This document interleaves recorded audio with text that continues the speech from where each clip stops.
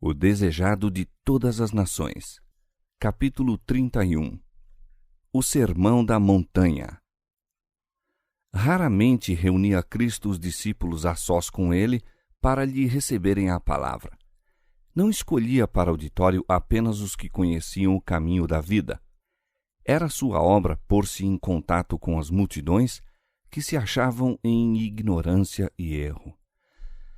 Dava as lições da verdade segundo estas podiam atingir os obscurecidos entendimentos.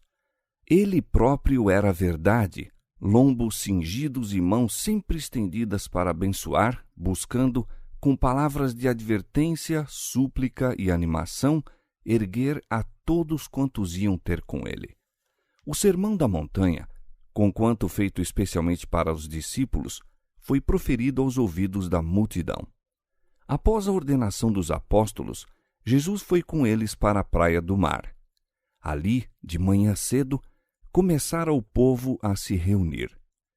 Além das costumadas multidões das cidades da Galiléia, havia gente da Judéia e da própria Jerusalém, da Pérea, de Decápolis, da Idumeia para o sul da Judéia, e de Tiro e Sidom, as cidades fenícias da costa do Mediterrâneo.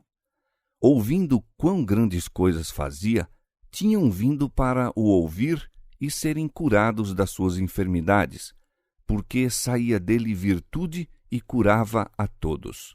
Marcos capítulo 3, verso 8 e Lucas capítulo 6, versos 17 e 19. A estreita praia não oferecia espaço ao alcance de sua voz para todos quantos o desejavam ouvir, e Jesus os conduziu de volta à encosta da montanha.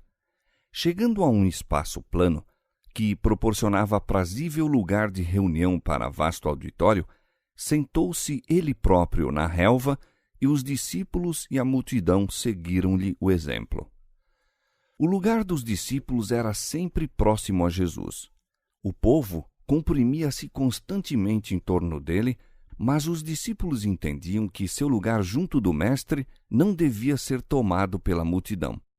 Sentaram-se-lhe bem próximo, de modo a não perder nenhuma palavra de suas instruções. Eram ouvintes atentos, ansiosos por compreender as verdades que teriam de dar a conhecer em todas as terras, em todos os séculos.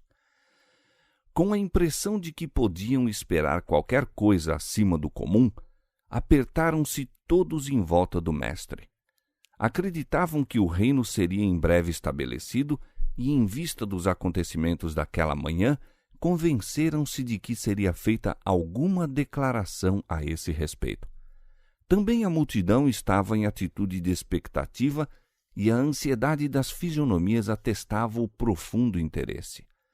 Ao sentar-se o povo na verdejante encosta, aguardando as palavras do Divino Mestre, tinham o coração cheio de pensamentos quanto à glória futura. Havia escribas e fariseus que esperavam o dia em que lhes seria dado domínio sobre os odiados romanos e possuíssem as riquezas do grande império do mundo. Os pobres camponeses e pescadores esperavam ouvir a certeza de que suas míseras choças, o escasso alimento, a vida de árduo labutar e o temor da necessidade deviam ser trocados por mansões onde reinassem abundância e dias de sossego. Em lugar da ordinária vestimenta que os abrigava de dia e do cobertor que os agasalhava à noite, esperavam Cristo lhes daria os ricos e custosos trajes de seus conquistadores. Todos os corações fremiam à orgulhosa esperança de que Israel seria, em breve, honrado ante as nações como os escolhidos do Senhor, e Jerusalém exaltada como a sede do reino universal. Cristo decepcionou essa esperança de mundana grandeza. No Sermão do Monte, procurou desfazer a obra da falsa educação, dando a seus ouvintes conceito exato de seu reino, bem como de seu próprio caráter. Não atacou, todavia, diretamente os erros do povo. Via as misérias do mundo em razão do pecado, mas não lhes apresentou um quadro vivo de sua desgraça. Ensinou-lhes alguma coisa infinitamente melhor do que haviam conhecido. sem lhes combater as ideias acerca do reino de Deus, disse-lhes as condições de entrada ali, deixando-os tirar suas próprias conclusões quanto à natureza do mesmo. As verdades que ensinou não são menos importantes para nós que para a multidão que o seguia. Não menos do que eles, necessitamos nós de aprender os princípios fundamentais do reino de Deus. As primeiras palavras de Cristo ao povo, no monte, foram de bênção. Bem-aventurados, disse, são os que reconhecem sua pobreza espiritual e sentem sua necessidade de redenção. O Evangelho deve ser pregado ao pobre, não ao espiritualmente orgulhoso. O que pretende ser rico e de nada necessitar é ele revelado, mas aos humildes e contritos. Uma única fonte fora aberta para o pecado, uma fonte para os pobres de espírito. O coração orgulhoso esforça-se por alcançar a salvação, mas tanto o nosso título ao céu como nossa adequação para ele encontram-se na justiça de Cristo. O Senhor nada pode fazer para a restauração do homem enquanto ele, convicto de sua própria fraqueza e despido de toda presunção, não se entrega à guia divina. Pode, então, receber o dom que Deus está à espera de conceder.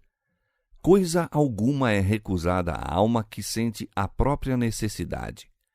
Ela tem ilimitado acesso àquele em quem habita toda a plenitude, porque assim diz o alto e o sublime, que habita na eternidade e cujo nome é santo. Num alto e santo lugar habito, e também com o contrito e abatido de espírito, para vivificar o espírito dos abatidos e para vivificar o coração dos contritos. Isaías 57:15. Bem-aventurados os que choram, porque eles serão consolados. Por essas palavras, Cristo não ensina que o chorar em si mesmo tenha poder para remover a culpa do pecado. Não sanciona a suposta ou voluntária humildade. O choro a que se refere não consiste em melancolia e lamentação. Ao passo que nos afligimos por causa do pecado, cumpre-nos regozijar-nos no precioso privilégio de ser filhos de Deus. Entristecemo-nos muitas vezes porque nossas más ações nos trazem desagradáveis consequências, mas isso não é arrependimento. A verdadeira tristeza pelo pecado é o resultado da operação do Espírito Santo. Este revela a ingratidão da alma que menosprezou e ofendeu o Salvador, levando-nos contritos ao pé da cruz. Por todo pecado é Jesus novamente ferido, e ao olharmos àquele a quem transpassamos, choramos as transgressões que lhe trouxeram angústia. Tal pranto levará à renúncia do pecado. Os mundanos talvez considerem esse choro uma fraqueza, mas é a força que liga o penitente ao infinito, com laços que se não podem romper. Mostra que os anjos de Deus estão outra vez trazendo à alma as graças perdidas mediante a dureza de coração e as transgressões. As lágrimas do penitente não são senão as gotas de chuva que precedem o sol da santidade. Esse sol prenuncia o regozijo que será uma viva fonte na alma. Somente reconhece a tua iniquidade, que contra o Senhor teu Deus transgrediste, e não farei cair a minha ira sobre vós, porque benigno sou, diz o Senhor. Acerca dos tristes de Sião, determinou ele dar-lhes ornamento por cinza, óleo de gozo por tristeza, vestido de louvor por espírito quebrantado. Jeremias capítulo 3, versos 13 e 12 e Isaías 61, 3. E também para os que choram em provação e dor, existe conforto. A amargura do desgosto e da humilhação é preferível às satisfações do pecado. Por meio da aflição, revela-nos Deus os lugares infeccionados em nosso caráter, para que, por sua graça, possamos vencer nossas faltas. Desconhecidos capítulos que nos dizem respeito são-nos patenteados e sobrevém a prova a ver se aceitamos a repreensão e o conselho de Deus. Quando provados, não nos devemos afligir e impacientar. Não nos devemos rebelar ou buscar fugir à mão de Cristo. Antes, humilhar a alma perante Deus. Os caminhos do Senhor são obscuros ao que procura ver as coisas sob um aspecto agradável para si mesmo. Afiguram-se sombrios e destituídos de alegria à nossa natureza humana. Mas os caminhos do Senhor são de misericórdia e o fim é salvação. Elias não sabia o que estava fazendo quando disse no deserto que bastava de viver e orou pedindo a morte. O Senhor, em sua misericórdia, não lhe pegou na palavra. Havia ainda uma grande obra a ser realizada por Elias, e, concluída essa obra, não devia ele perecer desanimado e só no deserto. Tampouco lhe caberia descer ao pó da morte, mas a ascensão gloriosa com o cortejo dos carros celestiais para o trono do alto. Eis a palavra de Deus para os aflitos. Eu vejo os seus caminhos e os sararei. Também os guiarei e lhes tornarei a dar consolações e aos seus pranteadores. E tornarei o seu pranto em alegria e os consolarei e transformarei em regozijo a sua tristeza. Isaías 57:18 e Jeremias 31:13. Bem-aventurados os mansos. As dificuldades que temos de enfrentar podem ser muito minoradas por aquela mansidão que se esconde em Cristo. Se possuirmos a humildade de nosso Mestre, sobrepor-nos-emos aos menosprezos, às repulsas, aos aborrecimentos a que estamos diariamente expostos, e estes deixarão de nos lançar sombra sobre o espírito. A mais elevada prova de nobreza num cristão é o domínio de si mesmo. Aquele que, em face de maus tratos ou de crueldade, deixa de manter espírito calmo e confiante, rouba a Deus de seu direito de nele revelar sua própria perfeição de caráter. Humildade de coração é a força que dá vitória aos seguidores de Cristo. É o penhor de sua ligação com as cortes do alto. Ainda que o Senhor é excelso, atenta para o humilde. Salmo 138, verso 6. Os que manifestam o manso e humilde espírito de Cristo são ternamente considerados por Deus. Podem ser olhados com desdém pelo mundo, mas são de grande valor aos seus olhos. Não somente os sábios, os grandes, os caritativos obterão passaporte para as cortes celestes. Não somente o atarefado obreiro, cheio de zelo e atividade.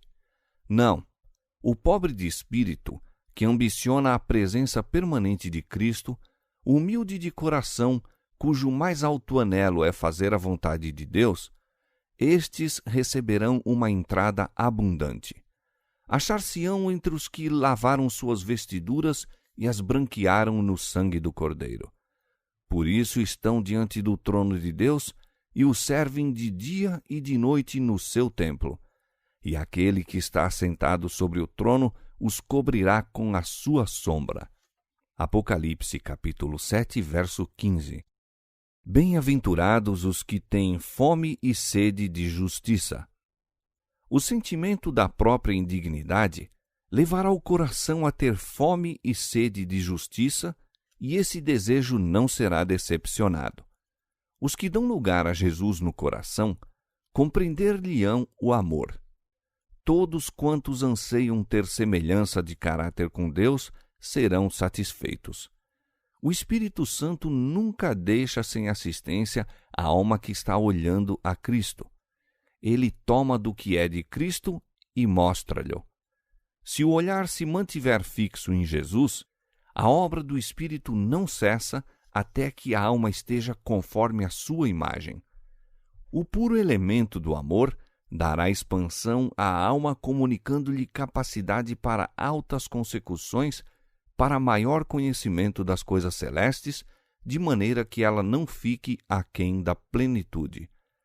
Bem-aventurados os que têm fome e sede de justiça, porque eles serão fartos. O misericordioso encontrará misericórdia, e o puro de coração verá a Deus. Todo pensamento impuro contamina a alma, enfraquece o senso moral e tende a apagar as impressões do Espírito Santo. Diminui a visão espiritual, de modo que os homens não podem ver a Deus.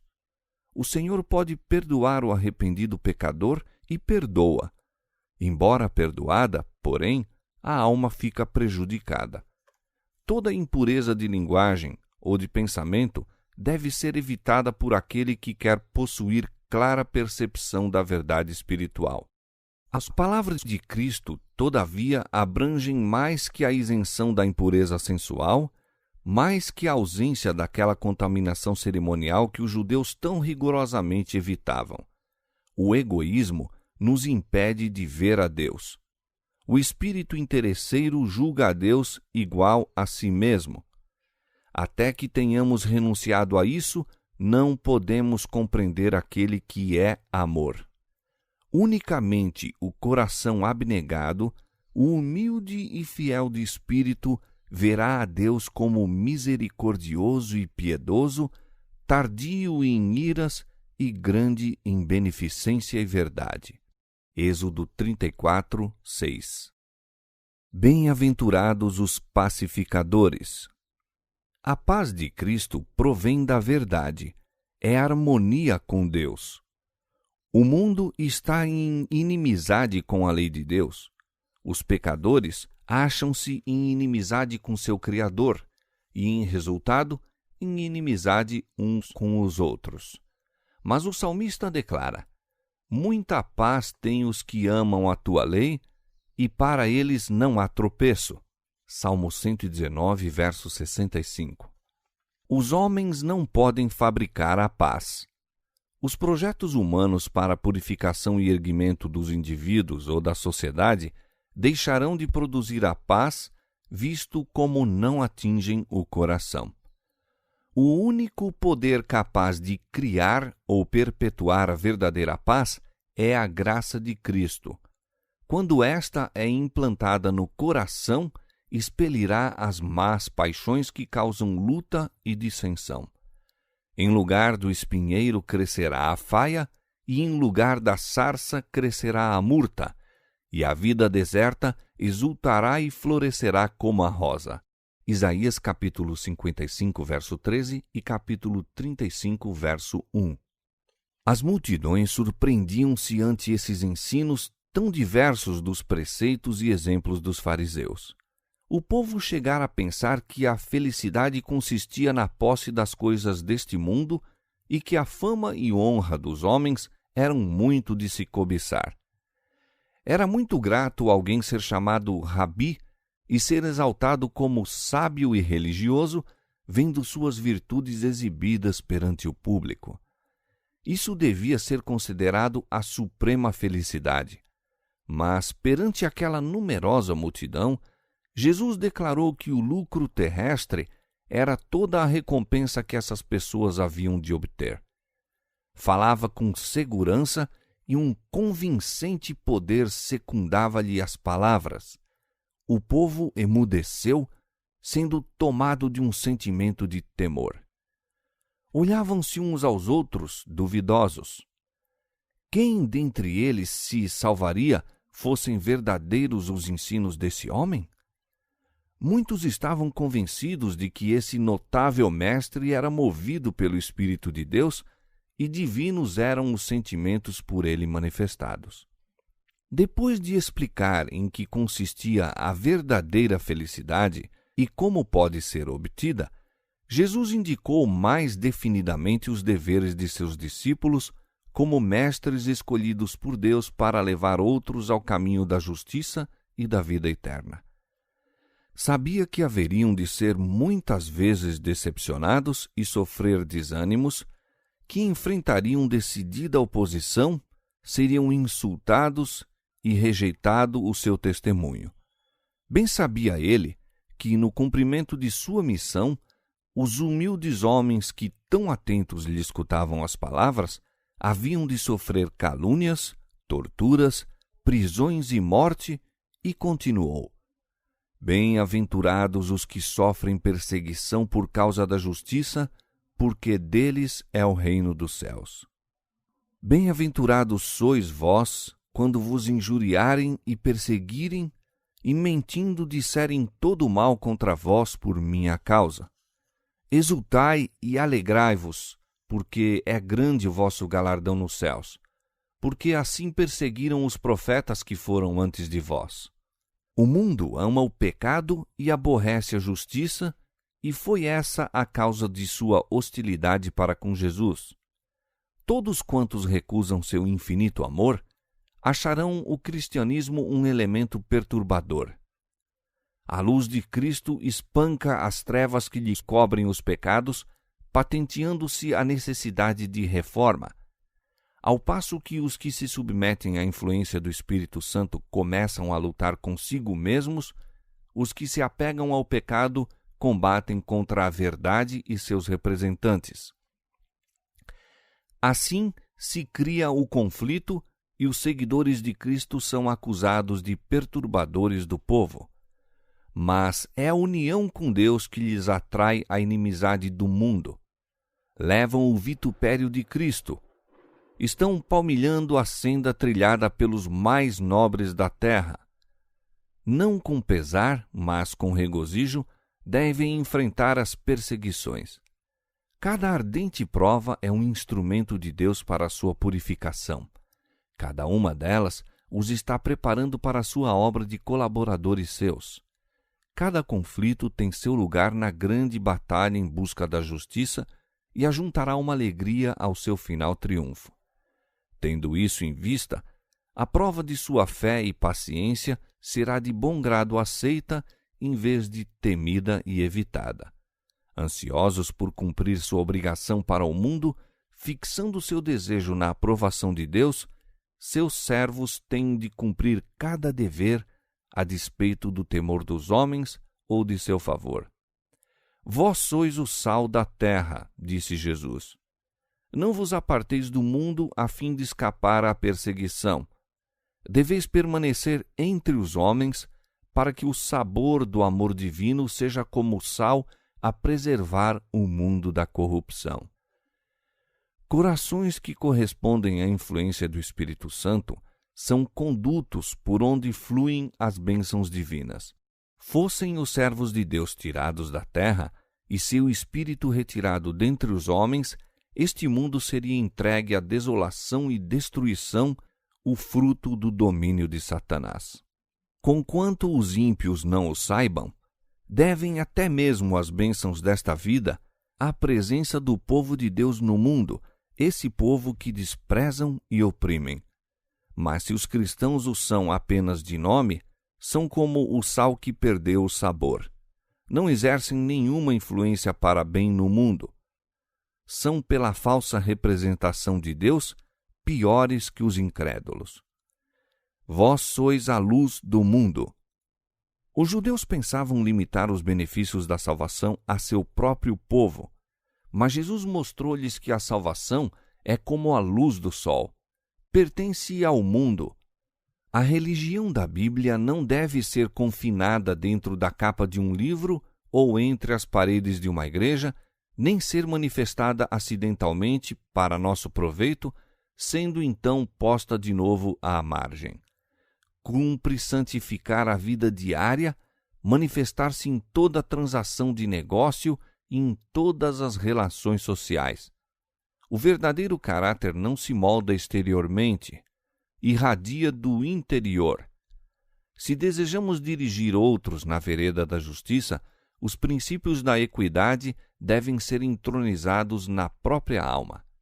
Nossa profissão de fé pode proclamar a teoria da religião, mas é a piedade que revela a palavra da verdade. A vida coerente, a santa conversação, a inabalável integridade, o espírito ativo e beneficente, o piedoso exemplo eis os condutos pelos quais a luz é comunicada ao mundo. Jesus não demorara nas especificações da lei, mas não permitiu que seus ouvintes concluíssem que viera pôr de parte suas reivindicações. Sabia que havia espiões prontos a pegarem toda a palavra suscetível de ser torcida para servir ao próprio desígnio. Sabia dos preconceitos que existiam no espírito de muitos de seus ouvintes e não disse coisa alguma para lhes perturbar a fé na religião e instituições que lhes foram entregues por intermédio de Moisés. O mesmo Cristo dera tanto a lei moral como a cerimonial. Não viera destruir a confiança em suas próprias instruções. Era por causa de sua grande reverência pela lei e os profetas que procurava fazer uma brecha no muro de exigências tradicionais que cercava os judeus. Conquanto pusesse de lado suas falsas interpretações da lei, guardava cuidadosamente seus discípulos de abandonarem as vitais verdades confiadas aos hebreus. Os fariseus se orgulhavam da obediência que prestavam à lei. Sabiam, todavia, tão pouco de seus princípios pela prática diária que para eles as palavras do Salvador soavam qual heresia. Ao sacudir o entulho sob que a verdade estivera soterrada, julgavam que estava varrendo a própria verdade. Murmuravam uns para os outros que estava menosprezando a lei. Jesus leu-lhes os pensamentos e respondeu aos mesmos, dizendo: Não cuideis que vim destruir a lei ou os profetas. Não vim abrogar, mas cumprir. Aí refuta Jesus a acusação dos fariseus. Sua missão para o mundo é reivindicar os sagrados direitos da lei que o acusam de violar. Se a lei de Deus pudesse haver sido mudada ou abrogada, então Cristo não teria necessitado sofrer as consequências de nossa transgressão. Ele veio para explicar a relação da lei para com o homem e exemplificar-lhe os preceitos mediante sua própria vida de obediência. Deus nos deu seus santos preceitos porque ama a humanidade. Para escudar-nos dos resultados da transgressão, revela os princípios da justiça. A lei é uma expressão do pensamento divino. Quando recebida em Cristo, torna-se nosso pensamento. Ergue-nos acima do poder dos desejos e tendências naturais, acima das tentações que induzem ao pecado. Deus quer que sejamos felizes e deu-nos os preceitos da lei para que, obedecendo-lhes, possamos ter alegria.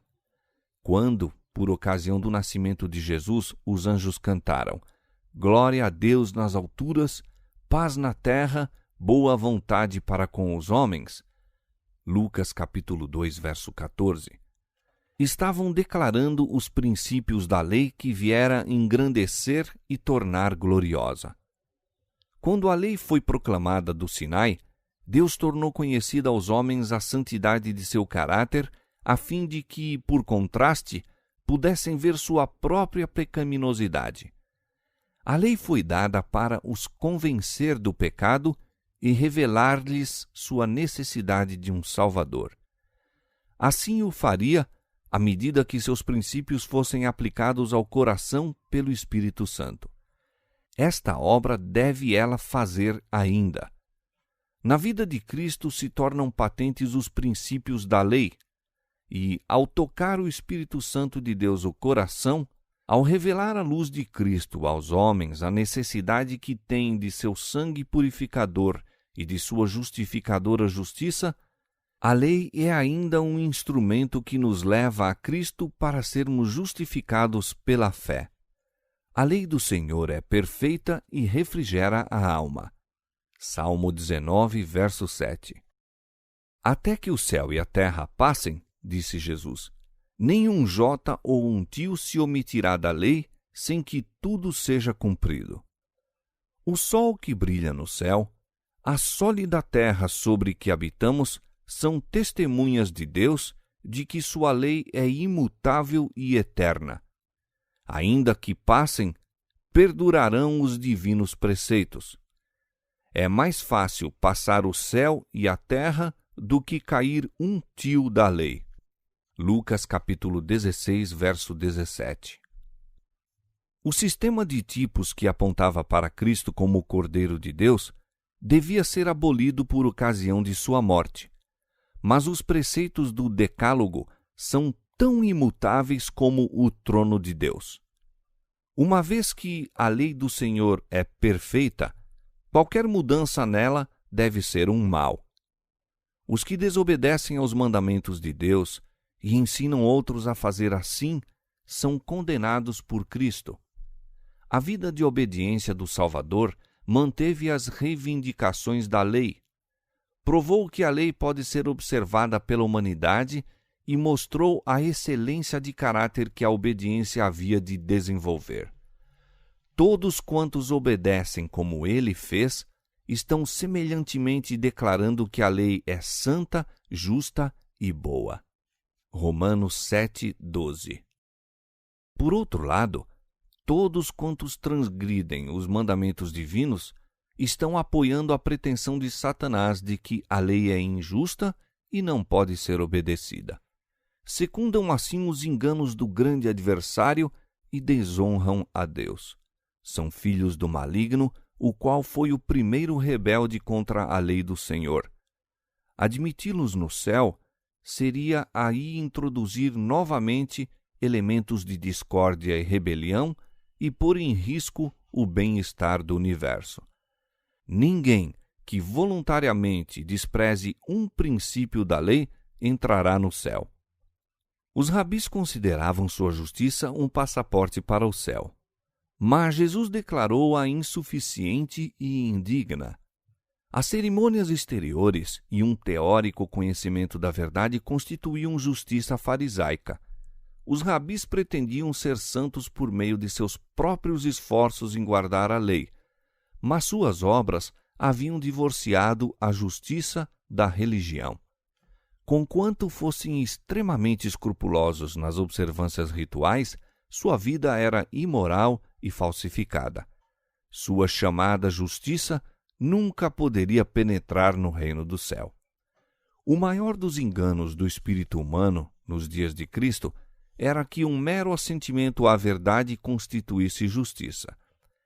Em toda a experiência humana, o conhecimento teórico da verdade se tem demonstrado insuficiente para a salvação da alma. Não produz os frutos de justiça. Uma ciosa consideração pelo que é classificado verdade teológica acompanha frequentemente o ódio pela verdade genuína, segundo se manifesta na vida. Os mais negros capítulos da história acham-se repletos do registro de crimes cometidos por fanáticos adeptos de religiões. Os fariseus pretendiam ser filhos de Abraão e vangloriavam-se de possuir os oráculos de Deus. Todavia, essas vantagens não os preservavam do egoísmo, da malignidade, da ganância e da mais baixa hipocrisia. Julgavam-se os maiores religiosos do mundo, mas sua chamada ortodoxia os levou a crucificar o Senhor da Glória. O mesmo perigo existe ainda. Muito se tem na conta de cristãos simplesmente porque concordam com certos dogmas teológicos. Não introduziram, porém, a verdade na vida prática. Não creram nela nem a amaram. Não receberam, portanto, o poder e a graça que advém mediante a santificação da verdade. Os homens podem professar fé na verdade, mas se ela não os torna sinceros, bondosos, pacientes, dominados, tomando prazer nas coisas de cima, é uma maldição a seu possuidor e, por meio de sua influência, uma maldição ao mundo. A justiça ensinada por Cristo é conformidade de coração e de vida com a revelada vontade de Deus. Os pecadores só se podem tornar justos à medida que têm fé em Deus e mantêm vital ligação com Ele. Então, a verdadeira piedade lhes elevará os pensamentos e enobrecerá a vida. Então, as formas externas da religião se harmonizam com a interior pureza cristã. As cerimônias exigidas no serviço de Deus não são, nesse caso, ritos destituídos de sentido como os dos fariseus hipócritas. Jesus toma separadamente os mandamentos e expõe-lhes a profundidade e a largura das reivindicações. Em lugar de remover um jota de sua força, mostra quão vasto é o alcance de seus princípios e expõe o erro fatal dos judeus em sua ostentação exterior de obediência. Declara que, pelo mau pensamento ou cobiçoso olhar, é transgredida a lei divina. Uma pessoa que se torna participante da mínima injustiça está violando a lei e degradando sua própria natureza moral. O homicídio existe primeiro na mente. Aquele que dá ao ódio um lugar no coração está pondo o pé no caminho do assassínio e suas ofertas são aborrecíveis a Deus. Os judeus cultivavam um espírito de vingança. Em seu ódio aos romanos, proferiam duras acusações e agradavam ao maligno pela manifestação de seus atributos. Estavam, assim, se preparando para praticar as terríveis ações a que ele os levou. Não havia, na vida religiosa dos fariseus, nada que recomendasse a piedade aos olhos dos gentios.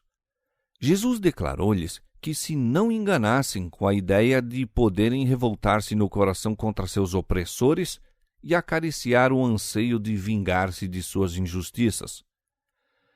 É verdade que há uma indignação justificável mesmo nos seguidores de Cristo. Quando veem que Deus é desonrado e seu serviço exposto ao descrédito, quando veem o inocente opresso, uma justa indignação agita a alma. Tal ira, nascida da sensibilidade moral, não é pecado.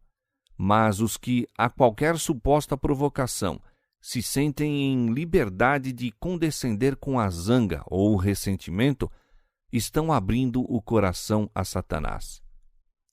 Amargura e animosidade devem ser banidas da alma se queremos estar em harmonia com o céu. O Salvador vai além disso.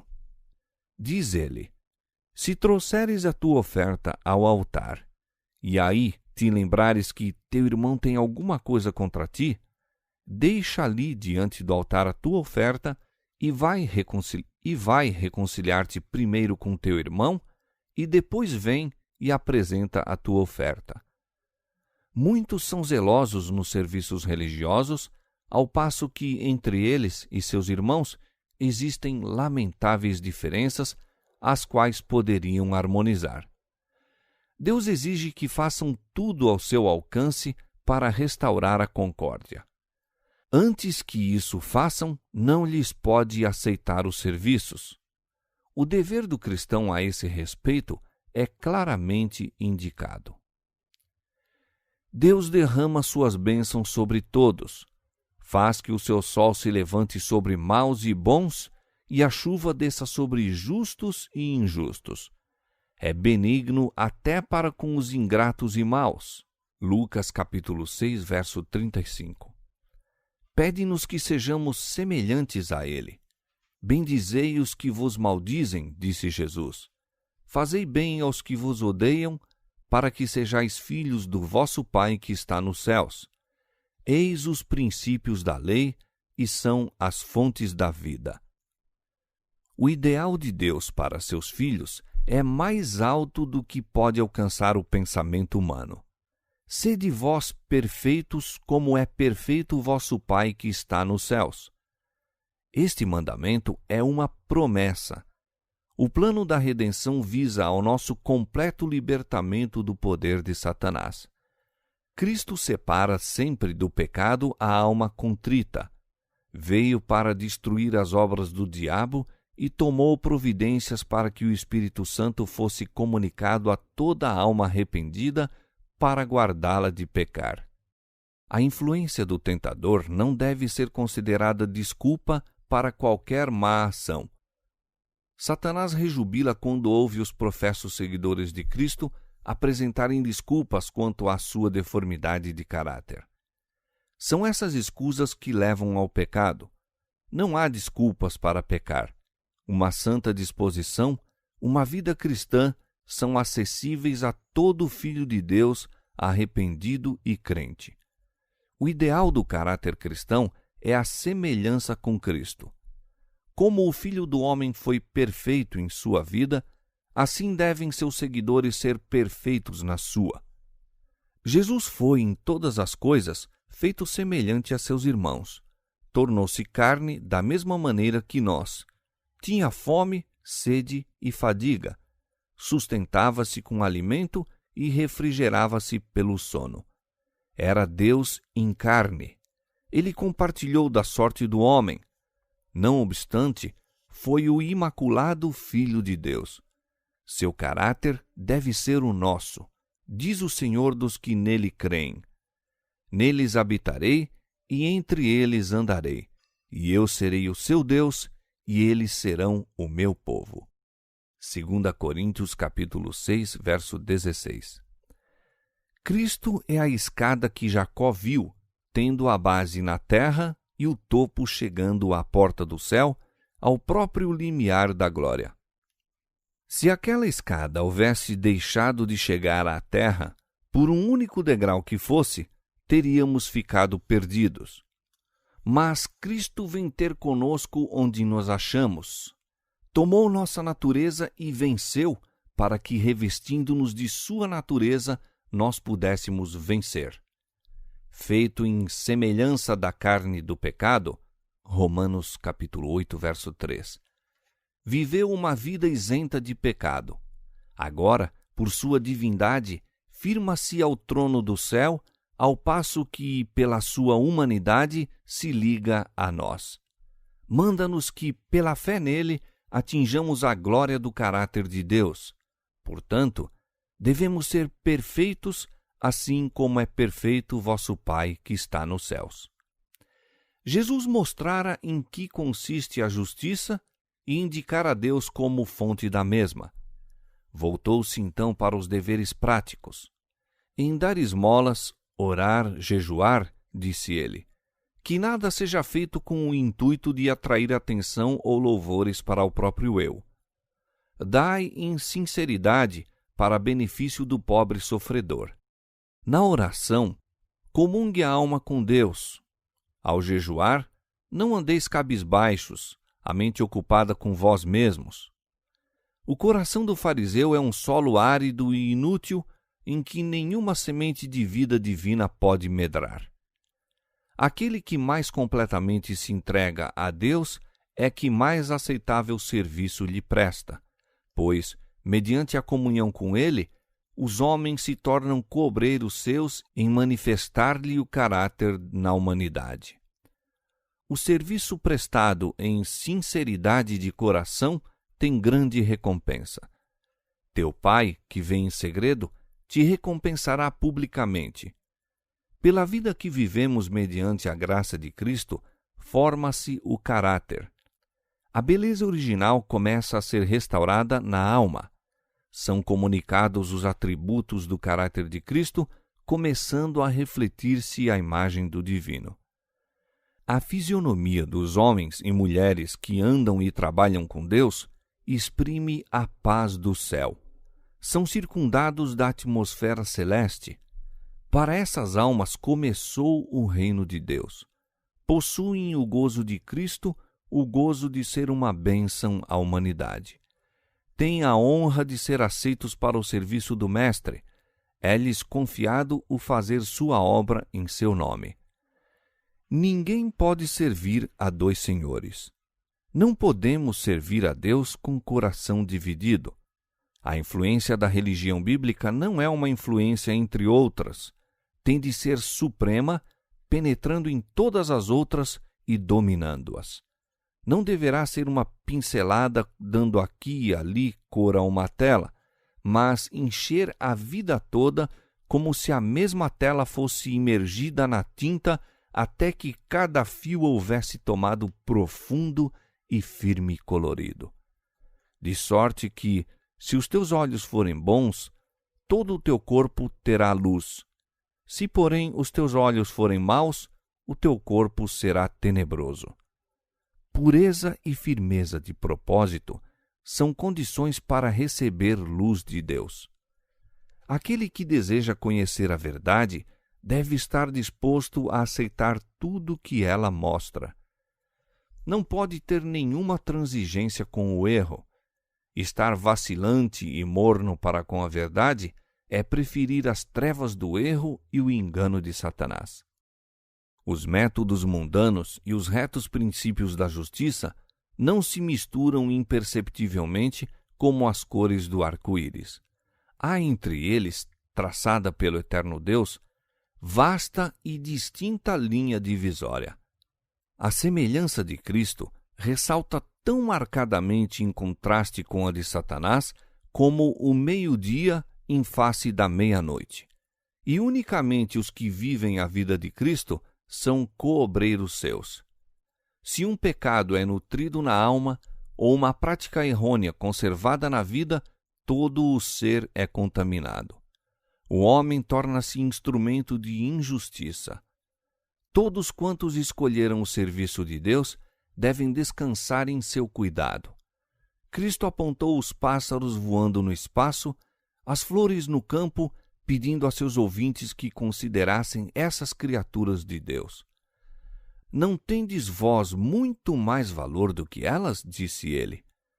A medida da atenção divina concedida a qualquer criatura é proporcional à sua posição na escala dos seres. A pequenina andorinha é velada pela providência.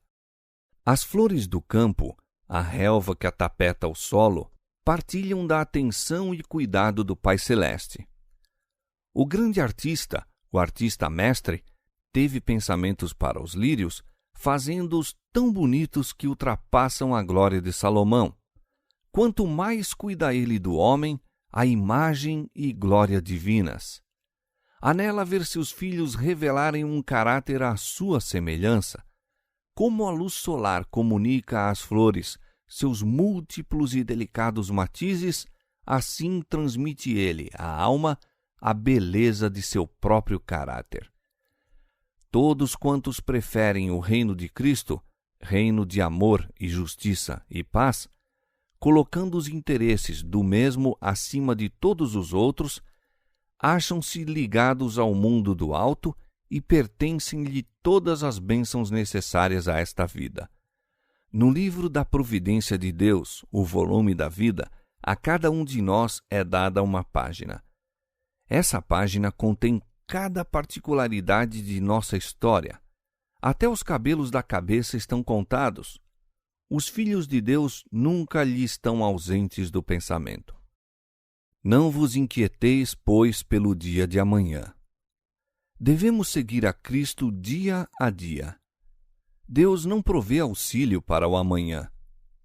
Não dá a seus filhos imediatamente todas as instruções para a jornada da vida, para que não fiquem confundidos.